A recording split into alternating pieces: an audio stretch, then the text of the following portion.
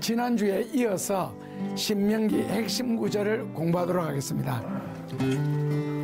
지난주 마지막 구절이 신명기 16장 15절에 너희는 장차 받을 복을 인하여 기뻐하라. 장차 받을 복을 위하여. 하나님에게는 현재와 과거, 미래, 그 중에서 항상 현재만이기 때문에 복 주실 것을 인하여. 이 과거의 미래예요? 미래입니까? 그러니까 미래인데 미래에 복 주실 것을 인하여. 요거는 현재지요. 그러니까 지금부터 기뻐하라. 그 사이에는 뭐가 필요하다고요? 사람의 믿음이 필요합니다. 그리고 하나님은 미래를 위해서 말씀하시나 과거에 말씀하신 것이나 지금 말씀하시나 하나님께는 뭐만 있다? 현재만 있다. 왜 하나님께는 현재만 있겠어요? 시간이 하나님은 왜 현재만 있느냐? 영원하신 분이시기 때문에 그렇습니다. 현재만 있는 이유가, 영원이라는 것은 과거, 현재, 미래가 없는 게 영원이고 시간이 없는 게 영원이거든요. 그래서 하나님은 현재만 있기 때문에 과거의 말씀을 순종하나 미래의 말씀을 순종하나 역사는 현재에 하십니다. 그래서 그 현재 하시는 말씀으로 받아들이기 위해서는 믿음이 꼭 필요하다. 는 공부를 했고, 그 다음에 에스겔서 신명기 23장을 통해서 이자는 절대로 받지 마라. 돈놀이를 하지 마라. 돈놀이를 하는 자는 심지어는 뭐라고요? 성경에 아주 무서운 단어가 두 단어 나오죠. 에스겔서에 보면은 첫째로는 죽여라. 둘째로는 너가 살겠느냐, 죽을지 있느냐. 그 다음에는 이제 돌로 쳐라. 이런 무서운 말씀이 성경에 있습니다. 죽여라. 하나님 앞에 살게. 돌로 쳐라가 아니고 구원을 받겠느냐. 이렇게 무서운 구원을 받겠느냐. 그 다음에는 살겠느냐. 저 죽여라. 구원을 받겠느냐. 뭐 때문에? 이자 때문에. 그러니까 근데 이자 때문에 지옥 간다는 거는 참 억울할 것 같아요. 그런데 이자 때문에도 지옥 갈 수가 있다는 겁니다. 왜 그렇게 해서요? 왜? 이건 뭐냐면은 이자에다가 목숨을 건다는 말은 심하고 너무 의지할 경우에 결국 신앙이 없는 경우가 되는데, 그냥 믿음보다가 이자에다가 내 믿음을 더 무게 있게 둔다면은 이자 때문에 지옥 갈 수 있다. 그 다음에는 오늘 이제 신명기 24장 18절입니다. 신명기 24장 18절 같이 봉독하겠습니다. 너는 애굽에서 내 하나님 여호와께서 너를 거기서 성령하신 것을 기억하라. 이러므로 내가 내게 이 일을 행하라 명하노라. 예, 너는 애굽 땅에서 종되었던 것을 기억하고, 그 다음에는 너를 애굽에서 구원하신 것을 기억해라. 두 가지를 기억하라는 거죠. 속량 받은 것을 기억하고, 그 다음에는 애굽에서 종이 되었던 것을 기억하고, 애굽에서 종되었던 것과 애굽에서 구원받은 것을 기억해라.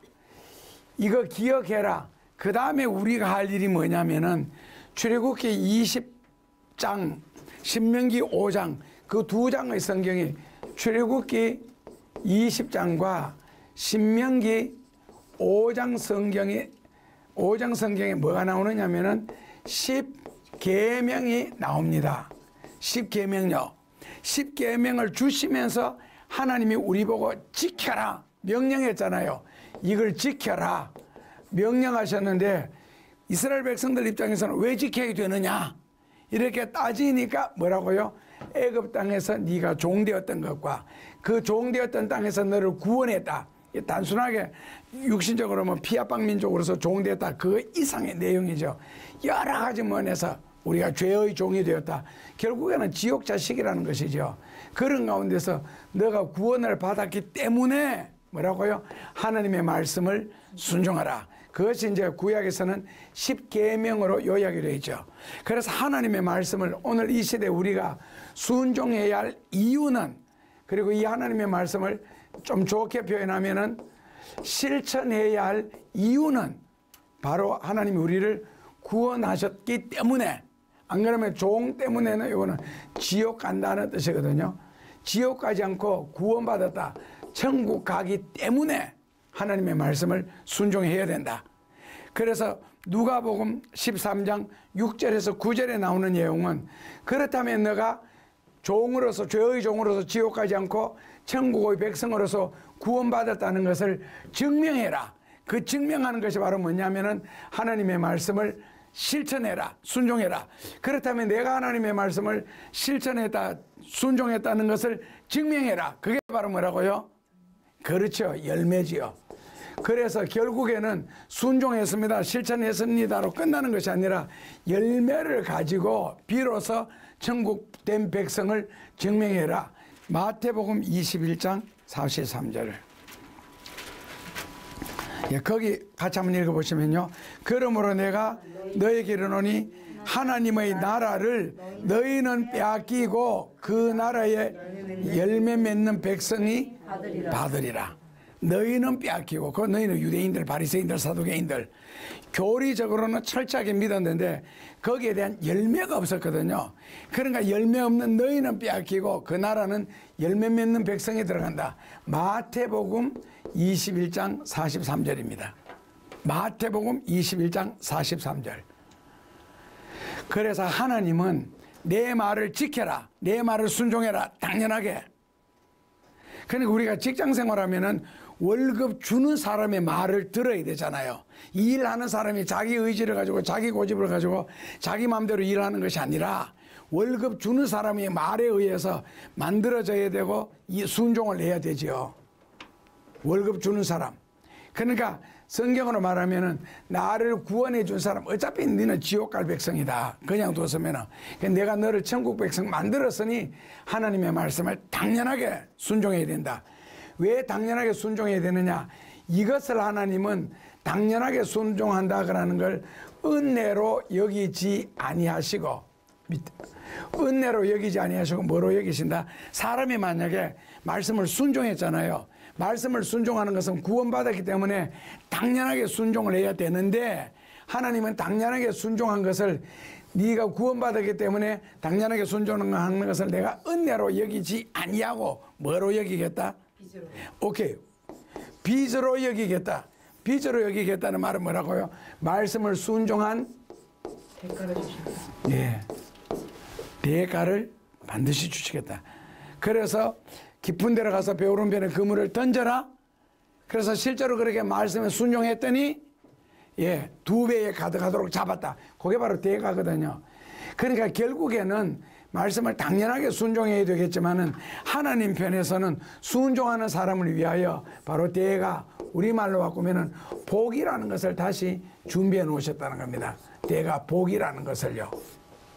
그 참 하나님의 그 배려가 크지요. 그러니까 10계명을 순종하는 것이 율법적으로 나는 순종을 하는 줄 알았는데 하나님 그 순종한 대가로서 축복이라는 걸 예비해 놓으셨다 하는 겁니다. 그러니까 우리 편에서는 지극히 당연히 하나님이, 그것도 구주가, 주님이 해라, 종으로서 당연하게 해야지요. 애굽에서 종살이하는 것보다는 훨씬 좋은데, 그런데 하다 보면 기쁨이 생기고 능력이 생기고 은혜가 주어지고 거기에다 나중에는 대가인 축복까지 주어지니까 못할 일이 하나도 없지요. 자, 그러면은 29장 4절입니다. 신명기 29장 4절입니다.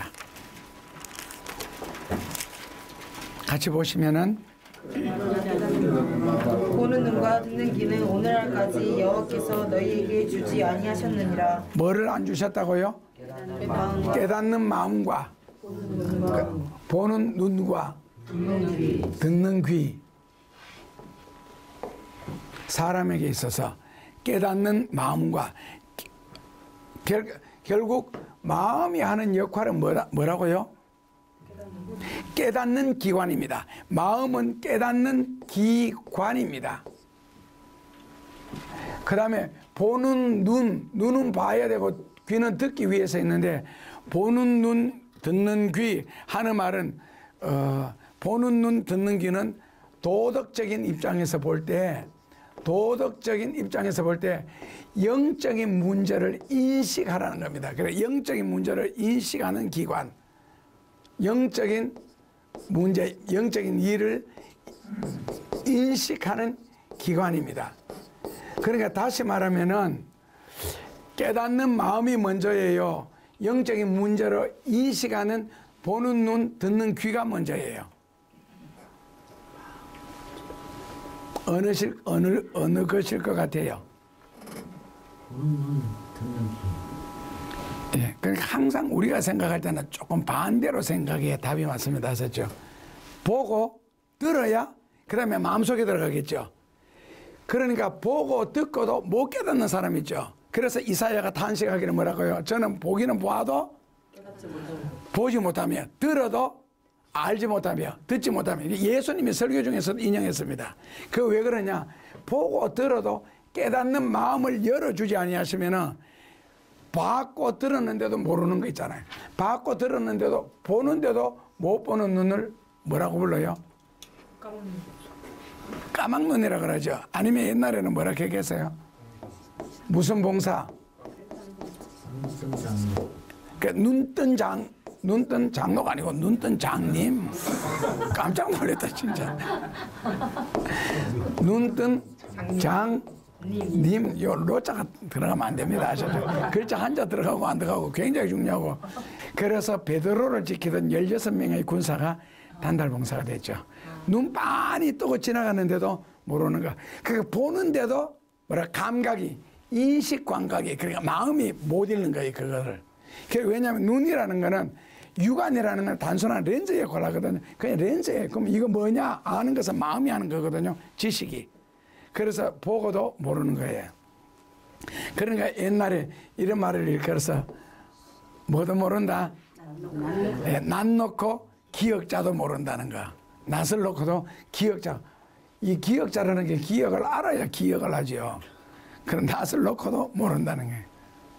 낯 놓고 기억자도. 이게 다 같은 말. 그래서 성경에는 뭐라고 해놔서 깨닫는 마음을 하나님이 주시지 않았다는 거. 이게 이제 놀라운 사실인데 하나님이 주시지 않았다.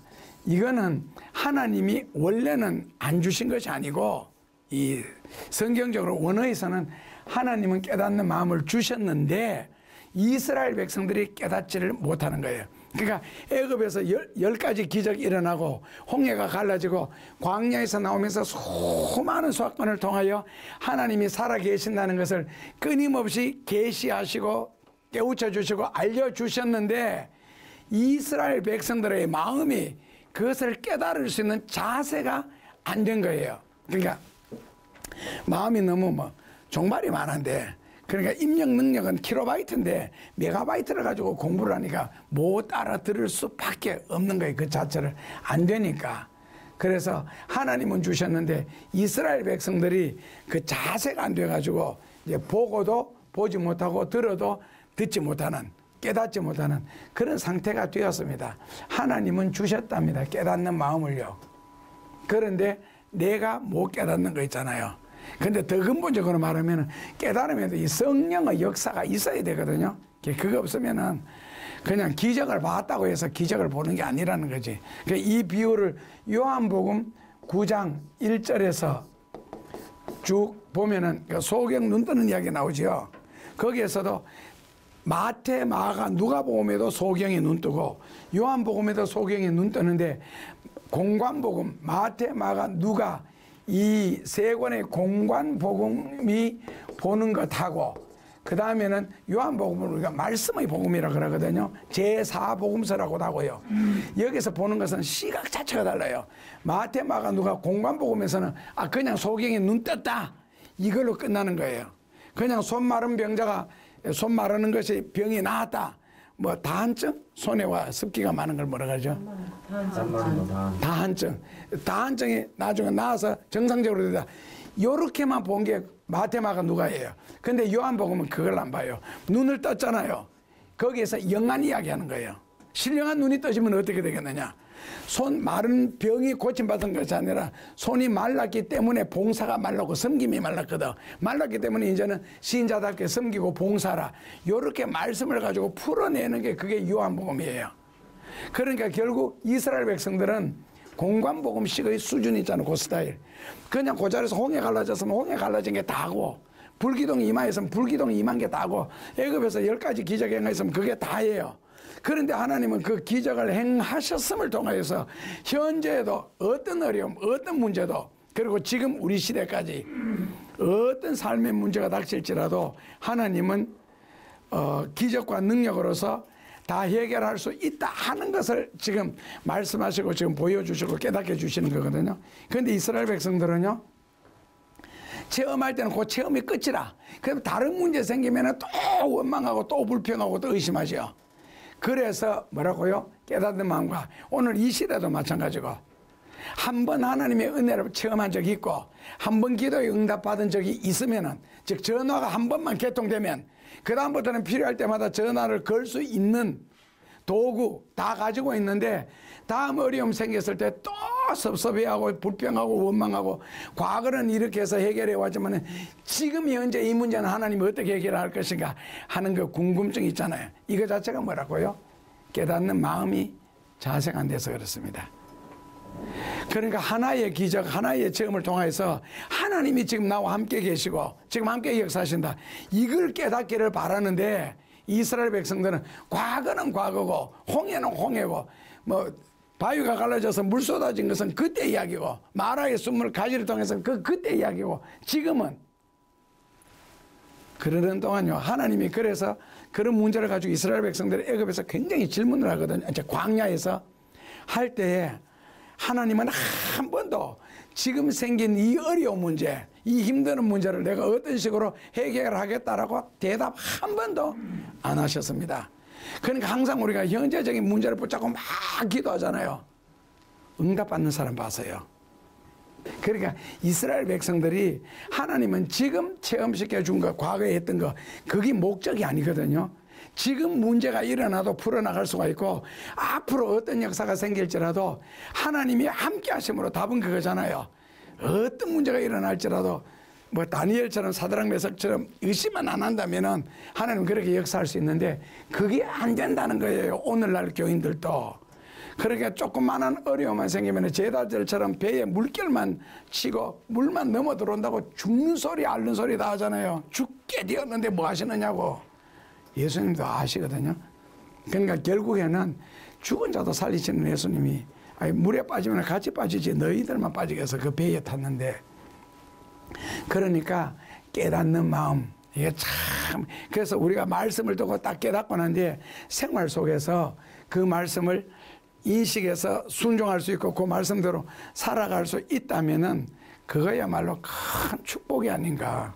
왜냐하면 성경 자체가 신명이잖아요. 신명, 기록할 기자고요. 이거는요, 신명이니까, 이 신명이라는 말은 하나님의 명령이라는 뜻이거든요. 하나님의 말씀. 그러니까 하나님의 명령, 하나님의 말씀을 우리는 성경이라 그러잖아요. 이 성경은 하나님의 약속이잖아요. 언약이라 그러고요. 그 약속은 순종하는 자에게 이루어지는 게 약속이고, 순종하지 않는 자에게는 이루어지지 않는 것이 약속이거든요. 그래서 누구든지 성경 약속을 뭐 하면은요, 실천하면, 순종하면 이루어진다는 거. 그러니까 결국에는 하나님이 할 수 있다 없다, 내 문제를 어떻게 풀어나간다 못 풀어나간다가 아니고, 그것을 믿느냐 안 믿느냐, 그 약속의 말씀을 듣고 말씀대로 실천하느냐 순종 안 하느냐, 그것이지 하나님이 한다 못한다는 것은 더더욱이 있을 수 없는 말입니다. 그 다음에는요, 말씀을 순종할 수 있느냐. 신명기 30장 14절입니다. 신명기 30장 14절로 같이 봉독하시면은, 오직 그 말씀이 내게 심히 가까워서 내 입에 있으며 내 마음에 있은즉 내가 이를 행할 수 있느니라. 예, 사람에게 주신 말씀이잖아요. 그렇다면 사람은 죄인이다. 죄인이 하나님의 말씀을 그냥 순종할 수 있다, 없다. 이렇게 하면은 답은 있어요. 순종할 수 있어요. 왜냐하면 부모를 공경하라. 아니면 효도하라. 그럼 사람이 효도할 수가 있어요, 없어요? 있어요. 있지요. 근데 이스라엘 백성들 중에 효도 안 하는 사람들이 더 많더라고. 그래서 동네에 끌고 나가서 돌로 쳐 죽이거든요. 효도 안 하면 돌로 쳐 죽였습니다, 그때는. 그래서 할 수 있는데, 그러면 너무 쉽게 쉬지 말고 기도하라. 순종할 수 있어요, 없어요? 지금 이 성경 말씀 왜 이래 나오느냐면, 여기 말씀은요, 율법을 말합니다. 율법. 그러니까 하나님이 이 율법을 주시면서 이 율법이 하늘 위에 있는 것도 아니고 바다 속에 있는 것도 아니라 너에게 심히 가깝게 있다는 거예요. 너에게 심히 가깝게. 그러면 율법은 뭐예요? 10계명이에요. 율법은 10계명입니다. 그러니까 이것을 너가 순종할 수 있다. 그 율법이 내게 성경을 오직 그 말씀 세 개 심히 너희에게 가까워서 뭐라고요? 내 입에 있으며 예. 내 마음에 있은즉 할 수, 그게 바로 10계명이에요. 그러니까 얼마든지 10계명은 지킬 수가 있다는 겁니다. 10계명은. 그런데 이제 66권을 펼쳐놓고 난 뒤에 우리가 이 말씀을 다 순종할 수 있는 것이 아니고 인간이기 때문에 절대로 순종할 수가 없습니다. 인간이기 때문에. 그런데 66권을 펼쳐놨을 때 구절 수로 바뀌면은 약 3,209구절 정도 되거든요. 32,109구절. 이 32,109구절 중에서 내가 몇 구절을 실천할 수 있느냐. 그러니까 항상 기뻐라 같으면 항상 기뻐하지도 못하지요. 왜냐하면 여기 고개 축 떨어져가지고 여기 풍선이 딱 떠오르는 이때 뭐를 기뻐하고 있어요. 잠자기도 바빠 죽겠고, 이게 풍선이 지금 나오기도 바빠 죽겠는데, 이게 잘못하면 또 펑 터뜨려지잖아요. 그죠? 근데 뭐가 기뻐하고 있어? 그 순간에 자고 있지. 그러니까 32,109절 중에서 내가 몇 구절을 실천하느냐에 따라서 그 구절에 대한 순종에 대한 뭐가 있어요? 예, 보상, 대가라는 게 있죠. 그러니까 성경이 우리에게 요구하는 것은 이것을 보상을 생각하고 순종하라는 거거든요. 그 보상을 생각하지 아니하였을지라도 순종하면 보상이 따른다. 성경은 하나님께서 우리에게 보상까지 있으니까 순종하는 거예요. 말씀에 대한 순종의 대가가. 그래서 예를 들어서 우리가 늘 하는 범사에 감사해라. 그러면 범사에 감사가 안 되거든. 그런데 왜 범사에 감사해라 했겠느냐. 이것도 명령으로 했잖아요. 명령으로 해라, 뭐 기뻐해라, 항상 기뻐해라, 명령으로 했는데 현실적으로 인간적으로는요 이게 도저히 안 됩니다. 그런데 할 수가 있답니다. 뭐요? 뭐 생각하면은? 보상. 예, 보상, 대가를 생각하면 할 수가 있답니다. 이것이요.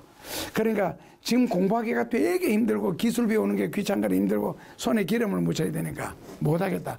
그러나 그 기술을 배워서 앞으로 살면서 좀 더 유복하게 살 수 있다면, 아니면은 결혼하는데도 상당히 도움이 되고 내가 지금 열심히 공부해서 앞으로 사회적으로 어떤 지도층에 이르러서 사는 그런 꿈을 갖는다면은 지금 공부하는 것이 힘들고 어려운 것이 아니라는 것이고, 그래서 젊었을 때 고생은 그냥 사고 뭐라고 사서 하는 사람 난 한 번도 본 적이 없고, 뭐 아르바이트 한 시간 해놓고 하루 해놓고 돈 안 주니까 막 고발하고 그러더라고. 근데 하여튼 너무 쉽게 사는 인생을 배우지 말고 젊었을 때는 어렵게 사는 인생을 터득해라. 앞으로 도움이 되니까. 그런데 지금 어렵게 살고 힘들게 살고 고생한 것이 인생의 미래에 있어서 그것이 내게 복이 되고 은혜가 된다면 그것이 고생만은 아니다 하는 그 말씀이에요. 그러니까 성경 말씀을 순종하는 것도 결론은 나만 결심하면은, 나만 뭐 하면은, 작심하면은 얼마든지 할 수 있다는 거예요. 예를 들어서 주일 성수해라. 내가 진짜 이거 안 하면은 죽는다. 낚시하러 갔다가 물에 빠져 죽는 것보다는 교회 가는 게 낫다. 그렇게 생각한다면은 하는 거지요. 예를 들어 뭐 11조 해라. 아, 이거 돈이 얼마나 드는데. 그러나 그것 때문에 복을 주신다면 할 수 있다는 거죠. 그래 결국 내 마음에 달린 거 이게. 그러니까 물론 성령의 도우심이 같이 있어야 되고요. 그래서 자기만 작정하면 하나님은 그 다음부터 역사하시니까 얼마든지 할 수가 있다는 겁니다. 현실적으로. 그렇다면은 이 말씀은 누가 순종할 수 있는가? 성경 말씀은 누가 순종할 수 있는가 했을 때 순종하기 위해서 필수 조건이 하나 따라오는데 그거는 바로 뭐냐면은 깨달음이라는 거거든요. 깨달음. 진리를 깨달아야 깨달음. 진리를 깨달아야 순종할 수 있는데 누가 진리를 깨달을 수 있겠느냐는 질문이에요. 누가 진리를 깨달을 수 있겠느냐? 진리를 깨닫는 것은 자기가 깨달아요. 누군가가 깨닫게 해줘야 깨달아요. 시편 25편 9절 말씀해 보니까 하나님이 이런 사람에게 진리를 깨닫게 해주신답니다. 시편 25편 9절을 보시면은 여기서 온유하다. 온유한 자를 깨닫게 해주신다. 온유가 뭐예요? 온유 영어로 미역이라고 해놨어요. MEEK. 영어로 뭐라고 해놨어요? 아, humble, 고상한, 점잖은 그런 뜻인데. 예, 겸손이라는 뜻이죠. humble이. 아니면은 예, 아까 gentle 아니면은 예, 부드럽다는 뜻에서 온유하다 다 이 뜻을 포함하고 있는데 온유한 사람이 진리 깨닫는데 그렇다면 온유하다 그라는 말은 등신 같은 사람, 바보 같은 사람 그게 아니고 성품이 온유한 사람은 오히려 진리를 확실하게 분별하고 구별하고 선과학을 분명하게 분별하고 선을 척척 끊는 사람이 온유한 사람이거든요. 그래서 하여튼 온유한 사람이 진리를 깨닫는데 그렇다면 성경 말씀은 누가 순종할 수 있겠는가 그랬을 때에 호세아서에 답이 있습니다. 호세아서 끝장 끝절에 호세아서 끝장 끝절에 답이 있습니다. 14장 9절. 네, 호세아서 14장 9절 끝장 끝절을 같이 한번 읽어보시면요. 누가 지혜가 있어 이런 일을 깨달으며 누가 총명이 있어 이런 일을 알겠느냐. 여호와의 도는 정직하니 의인이라야 그 도에 행하리라. 그러나 죄인은 그 도에 거쳐 넘어지리라. 네, 참 멋있는 말씀이죠. 여기 호세아서 14장 9절에 끝장 9절에 보면은 뭐가 나오느냐면은 의인의 문제가 나오고 그 다음에는요 죄인이 나옵니다. 의인은 그 도를 뭐라고요? 예, 실천할 수 있는데 죄인은 그 도에 걸려져서 걸려져 넘어진다. 그러니까 다른 말로 보면 죄인은 절대로 진리를 순종할 수 없다는 겁니다. 의인이라야 하나님의 말씀을 행할 수 있다. 왜냐하면 하나님이 의인과는 동행하시고 죄인은 그냥 회개의 대상이 되거든요. 그래서 죄인은 절대로 하나님의 말씀을 깨달을 수가 없고 죄인이 하나님 앞에 나와서 할 수 있는 기도는 뭐겠어요? 예, 잘못했습니다. 그러는 회개겠지요. 그런데 우리는 하나님 앞에 뭐라고요? 죄인인데 하나님 우리 아이들 머리가 될지언정 자녀가 되지 말게 하시고 하는 사업은 펑펑 잘 되게 하시고 돈이 어려운데 물질 팍팍 주시고 이거 누구하고 엮였는데 풀어주시고 내가 몸이 안 좋은데 건강을 주시고 하니까 하나님이 들으시기에 나는 이 기도를 되게 열심히 했는 거라 이 기도를 무지하게 열심히 핏대 세워가면서 목 쉬어가면서 팍팍 부르짖은 거예요. 그러면 하나님이 뭐라고 하시겠어요?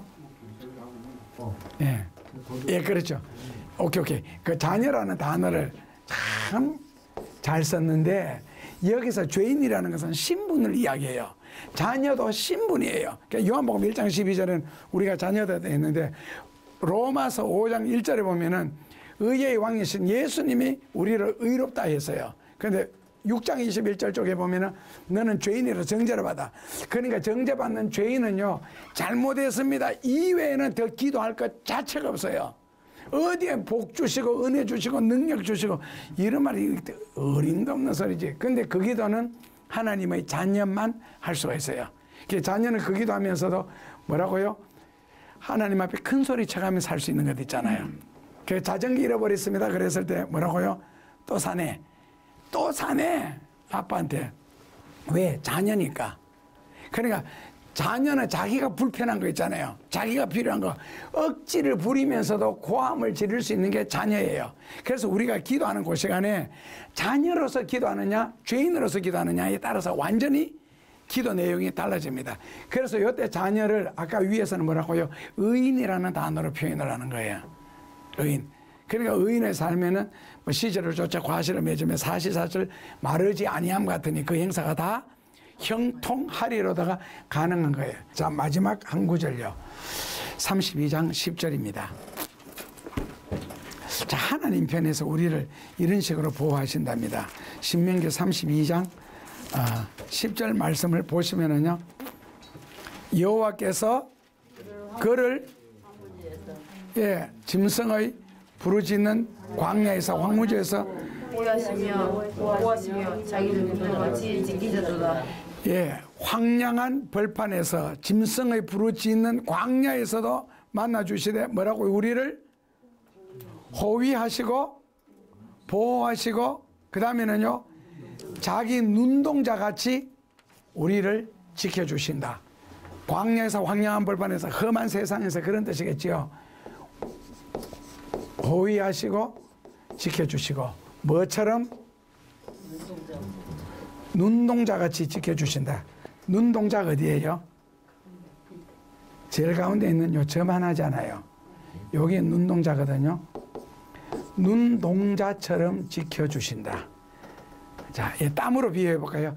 운동을 많이 했거나 더울 때는 이제 이마에서 머리에서부터 땀이 이마로 흘러내리잖아요. 1차적 방어기관이 어디예요? 눈썹. 그렇죠. 눈썹이죠. 눈썹에서 이렇게 옆으로 흘러가도록 만드는데 이 땀이 옆으로만 다 흘러가면 고맙겠는데 일로도 막 흘러내려. 안 그러면 뭐 티끌이 확 날아왔다. 그러죠. 첫째로는 눈썹을 지켜주고 그 다음에는요. 그렇죠. 그 다음에는 눈꺼풀은 어떻게 지키겠어요? 깜빡거리죠. 깜빡거리는 겁니다. 그러니까 티가 들어갔을 때도 깜빡거리고 날아오는 거 보고 깜빡거리고 하면 피하면 되는 거니까 눈꺼풀이 2차 방어선이고 그 다음에는요. 맞습니다. 속눈썹입니다. 그럼에도 불구하고 이거 쑥 들어갔다. 눈에 들어갔다. 그럼 어떻게 되겠어요? 눈물로 나와요. 그렇죠. 그 다음에 지켜주는 기관이 바로 눈물이에요. 그 다음에 지켜주는 기관이. 다시 말하면은 눈동자 하나를 지키기 위해서 그냥 한마디로 말하면 뭐라고요? 하나님은 퍼펙트 하시다. 완벽하게 지켜주신다. 빈틈없이 지켜주신다. 자, 그렇다면은 만약에 기도하는 자에게는 하나님이 어떻게 지켜주시느냐? 성경 구절에 시편 125편 2절에 보면은 하나님이 우리 주변에서 방패가 되어 주신다. 삶의 내 주위에서 방패가 되어 주신다. 이사야서 45장 2절에서는 앞에서 인도해 주신다. 그 다음에 이사야서 58장 8절에서는요. 이사야서 58장 8절에서는 뒤에서 호위해 주신다. 그 다음에 신명기 4장 39절에서는요. 위에서